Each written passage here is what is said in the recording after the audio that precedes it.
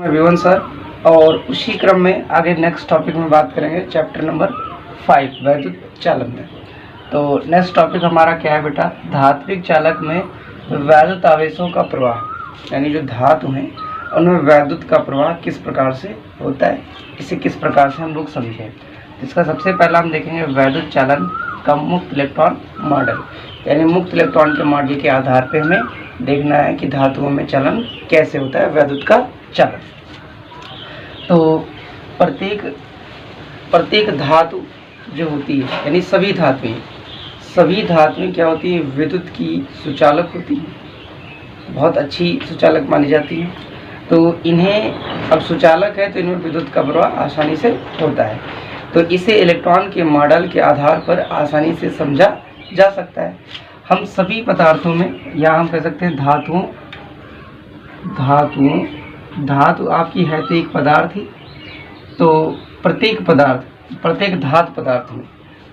धातु पदार्थ में क्या होता है कि परमाणु होते हैं, ठीक है। उनके बीच में कुछ गैप होता है, बहुत ज़्यादा नहीं, बहुत थोड़ा सा गैप होता है, तो ये परमाणु होते हैं। और परमाणु के अंदर आप लोग जानते हो एक नाभिक होता है, और नाभिक के चारों ओर क्या होती हैं, कक्षाएं, और उन कक्षाओं में क्या होते हैं, हमारे इलेक्ट्रॉन्स चक्कर लगाते हैं नाभिक के चारों ओर। नाभिक के चारों ओर क्या करते हैं, परिक्रमण करते हैं, और अपनी दूरी पर चक्रण भी करते हैं। ये परिक्रमण भी करते हैं इस प्रकार से, और अपनी दूरी पर ऐसे घूमते चलते हैं इस प्रकार से ऐसे।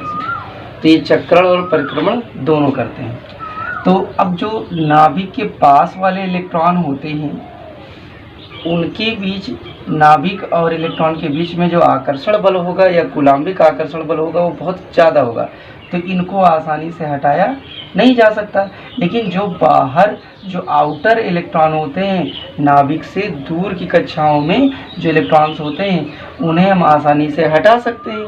इनको रगड़ कर या मतलब पदार्थ को रगड़ दिया तो इसके परमाणु के इलेक्ट्रॉन क्या हो गए, बाहर निकल जाते हैं, या गर्म कर दें तो बाहर निकल जाते हैं। तो ये इलेक्ट्रॉन जैसे ही बाहर निकलेगा तो पदार्थ के अंदर, यानी परमाणु के धातु पदार्थ के अंदर ये क्या हो जाएगा, मुक्त इलेक्ट्रॉन के रूप में आ जाएगा।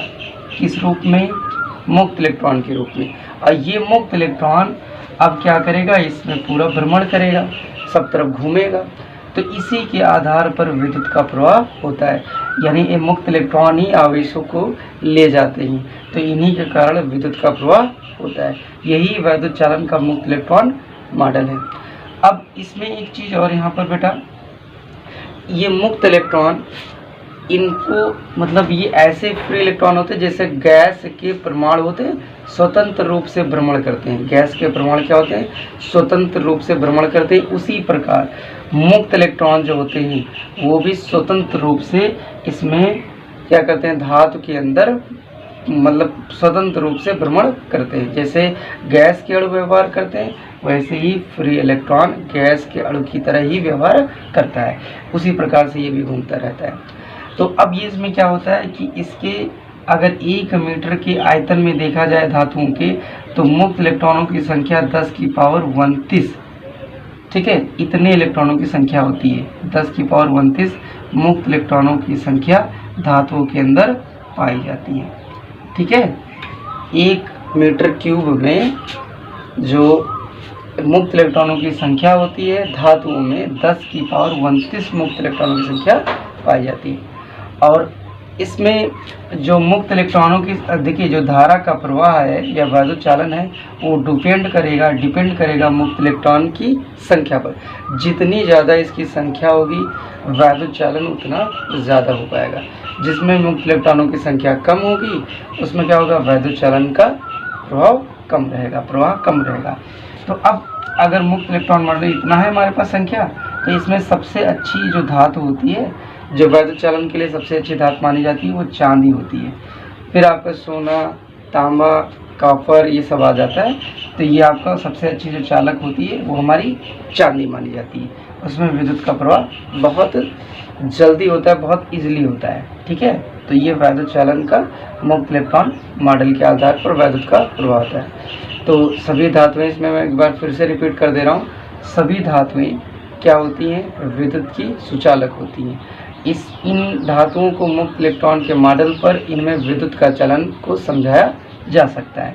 और प्रत्येक धातु पदार्थ में क्या होते हैं, परमाणु होते हैं। और परमाणुओं की चारों ओर क्या होती है, कक्षाएं होती हैं, जिनमें इलेक्ट्रॉन क्या करते हैं, चक्कर लगाते हैं। जो नाभिक के पास कक्षाएं होती हैं उनके इलेक्ट्रॉन क्या होते हैं, बहुत आकर्षण बल के द्वारा बंधे होते हैं, मतलब प्रबल आकर्षण बल के द्वारा बंधे होते हैं। और जो दूर की कक्षाओं में इलेक्ट्रॉन होते हैं वो क्या होते हैं, उनमें आकर्षण बल कम लग पाता है, तो इनको आसानी से हटाया जा सकता है। यही आसानी से हटाने का तरीका, रगड़ने पर या इनको गर्म कर देंगे, आसानी से बाहर निकल जाएंगे। अब ये निकल जाएंगे तो यही हो जाएगा मुक्त इलेक्ट्रॉन। ये मुक्त इलेक्ट्रॉन जो होगा वो धातु के अंदर फ्री इलेक्ट्रॉन के रूप में घूमना स्टार्ट कर देगा, भ्रमण करेगा चारों ओर, यही आवेशों को ले जाते हैं। तो यही क्या होता है, वैद्युत चालन का कारण बनते हैं। तो वैद्युत चालन का कारण इन्हीं के कारण होता है, मुक्त इलेक्ट्रॉन के आधार पर।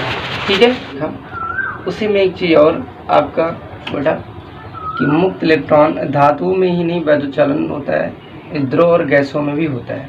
तो द्रव और गैसों में अगर होता है तो उसको किस प्रकार से करते हैं, तो उनमें धनायन ऋणायन के कारण होता है। तो धातुओं में ही नहीं, द्रव और गैसों में भी वैद्युत का चलन होता है। धातुओं में बेसिकली क्या होता है, इलेक्ट्रॉनों के माध्यम से होता है, यानी धनायन आपके क्या होते हैं, लगातार टकराते रहते हैं। टकराने पर क्या होते हैं, इनकी दिशाएं बदलती रहती है, इन्हीं के कारण वैद्युत चालन होता है। तो द्रव और गैस टॉपिक हम लोग बेटा देखेंगे। मुक्त इलेक्ट्रॉन का माध्य मुक्त पथ, श्रांति काल तथा अपवाह वेग। अपवाह वेग को ड्रिफ्ट वेलोसिटी या अनुगमन वेग के नाम से भी जाना जाता है। किस नाम से, अनुगमन वेग के नाम से। तो सबसे पहले मुक्त इलेक्ट्रॉन मॉडल अभी हम लोगों ने देखा। तो मुक्त इलेक्ट्रॉन मॉडल में क्या होता है कि जितने भी इलेक्ट्रॉन्स होते हैं धातुओं के अंदर, वो जैसे गैस के परमाणु व्यवहार करते हैं वैसे ही मुक्त इलेक्ट्रॉन व्यवहार करते हैं। स्वतंत्र रूप से चारों ओर क्या करते हैं, भ्रमण करते हैं पदार्थ के अंदर, जैसे गैस के अणु होते हैं वैसे ही।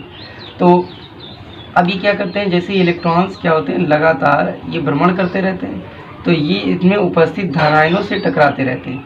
टकराने के बाद इनकी दिशा फिर से पलट जाती है, ये विपरीत दिशा में हो जाती है। तो ये विपरीत दिशा में फिर से चले जाते हैं, तो इनका जो ऊष्मीय वेग होता है वो कुल शून्य होता है। ठीक है, यानी मुक्त इलेक्ट्रॉनों का पदार्थ के अंदर जो ऊष्मीय वेग होगा, ऊष्मीय वेग को हम यू से लिखते हैं, तो वो कितना होता है, शून्य होता है, या जो इसका एवरेज निकाला जाएगा वो शून्य हो जाएगा। तो इसमें हम सबसे पहले माध्य मुक्त पथ क्या हो जाएगा। तो माध्य मुक्त क्या होता है कि लगातार जब इलेक्ट्रॉन क्या करते हैं, लगातार अपने धनायनों से टकराते रहते हैं, तो टकराने पर इनकी जो मुक्त पथ, यानी जो ये पथ है, इसी को माध्य मुक्त पथ कहते हैं। किसी धातु के अंदर मुक्त इलेक्ट्रॉनों के मध्य पथ को, ठीक है, मध्य पथ को मुक्त इलेक्ट्रॉनों का माध्य मुक्त पथ कहते हैं। और तथा इनके बीच की दूरी को, अब यही बीच की जो दूरी होगी, इसी दूरी को ही कह देते हैं माध्य मुक्त पथ। अब किसी दो इलेक्ट्रॉनों के मध्य, अब यहाँ पर ये भी कह सकते हैं दो इलेक्ट्रॉनों के मध्य, किन्हीं मुक्त दो इलेक्ट्रॉनों के माध्य की दूरी या लंबाई को माध्य मुक्त पथ की लंबाई कहते हैं या माध्य मुक्त पथ कहते हैं। अब इसके बाद आता है इसमें श्रांति काल। श्रांति काल को बेटा टाउ से लिखा जाता है। तो किन्हीं दो मुक्त इलेक्ट्रॉनों के क्रमागत टक्करों के बीच में टक्कर होने से पहले, ठीक है, या टक्करों के बीच में जितना भी गैप हो, समय जितना लगे, वो श्रांति काल कहलाएगा। श्रांति काल बहुत छोटा समय, इसलिए टाउ से लिखा जाता है। ठीक है, बहुत छोटा समय मतलब पता ही नहीं चलेगा, अंदर होता है ना, इसलिए पता नहीं चलता है। तो हम यहाँ पे क्या कहेंगे, किन्हीं दो मुक्त इलेक्ट्रॉनों के मध्य क्रमागत टक्करों के बीच लगने वाले समय को श्रांति काल कहते हैं। ठीक है, किन्हीं दो मुक्त इलेक्ट्रॉनों के मध्य हुई क्रमागत टक्करों के बीच लगने वाले समय को श्रांति काल कहते हैं। इसे टाउ से प्रदर्शित करते हैं। ठीक है, किससे प्रदर्शित करते हैं, टाउ से। अपवाह वेग क्या होता है बेटा, अपवाह वेग या अनुगमन वेग। अपवाह वेग क्या होता है, तो तो जैसे ही कोई चालक पदार्थ लिया या चालक है हमारे पास, धातु है, और इसके बीच में विभवांतर स्थापित कर दें। क्या स्थापित कर दें बेटा? विभवांतर, यानी बैटरी से इसे जोड़ दिया जाए। तो जब किसी चालक या धातु को के मध्य विभवांतर स्थापित किया जाता है, जब किसी चालक पदार्थ के मध्य विभवांतर स्थापित किया जाता है, तो चालक में उपस्थित मुक्त इलेक्ट्रॉन एक निम्न स्तर से उच्च स्तर की ओर गति करने लगते हैं, अतिसूक्ष्म गति करते हैं।